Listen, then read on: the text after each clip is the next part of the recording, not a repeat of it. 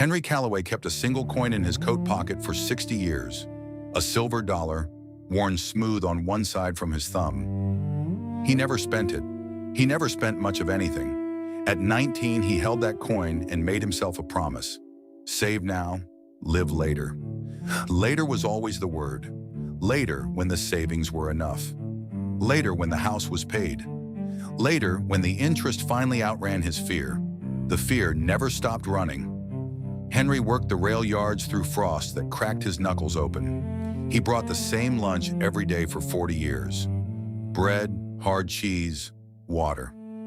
The men around him bought hot coffee in winter. Henry warmed his hands on the radiator instead and counted the dimes he had saved. He told himself that small denials, stacked high enough, became freedom. They became a habit he could not put down.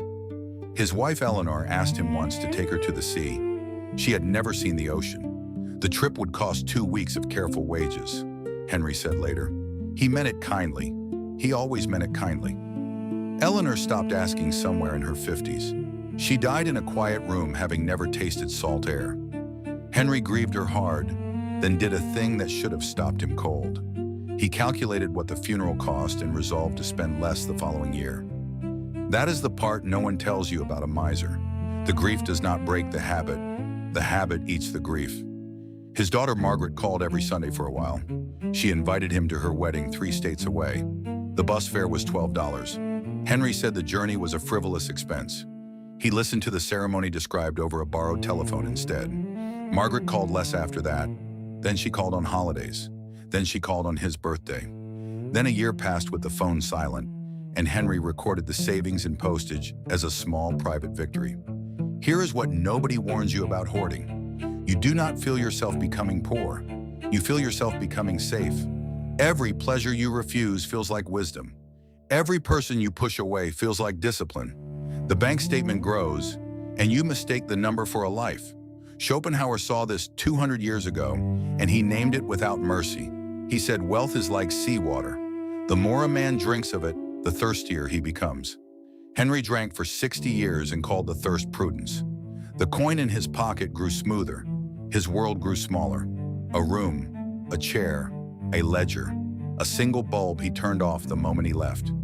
He was 81 when the doctor told him the weight in his chest was not indigestion. 3 months, the man said, perhaps 4. And here is the cruelty of it. Henry's first thought was not the sea he never saw. It was not the wedding he refused. His first thought was how much the treatment would cost and whether it was worth it. He chose not to treat it.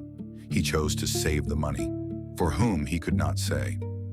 He sat in his chair those last weeks and the arithmetic finally turned on him. He had $400,000. He had no wife to spend it with.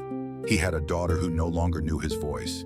He had a coin worn smooth by 60 years of a thumb that touched it more often than it touched another human hand. A nurse came near the end, a young woman who held his water glass. She asked him to fill the silence, what he was most proud of. Henry looked a long time at the ceiling. Then he told her the truth, because the dying lose the strength to lie. I saved every penny, he said, and I bought nothing.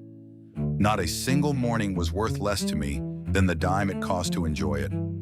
I thought I was building a fortune. I was only digging a very expensive grave. He told her to find someone, anyone, and take them to the sea before the season ended.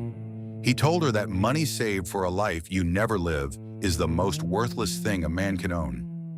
He told her that he had mistaken the absence of spending for the presence of meaning, and the mistake had cost him everything that could not be counted. Then Henry Calloway reached into his coat.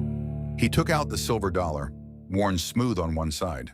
For 60 years, it had been a symbol of all he denied himself. He pressed it into the nurse's palm. Spend it today, he said, on something useless, on something that brings you joy and leaves nothing behind but the memory of joy. That, he said, is the only fortune that ever pays out. The nurse spent it that afternoon on flowers for her mother. Henry died 2 days later in a chair he was too frugal to replace. The $400,000 passed to a daughter who wept not for the money, but for the father she might have known. And the coin he held back his whole life finally did what coins are made to do. It was spent. It became flowers on a kitchen table. Gone in a week, remembered for years. That is the bitter arithmetic of a hoarded life.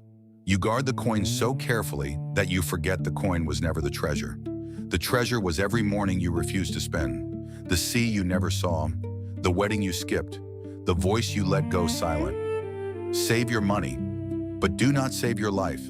Your life is the one thing that earns no interest, and the account closes without warning. Spend the morning, take the trip, make the call before the line goes dead. Because a fortune buried with you was never wealth. It was only the most patient form of poverty there is. This is Schopenhauer's truth.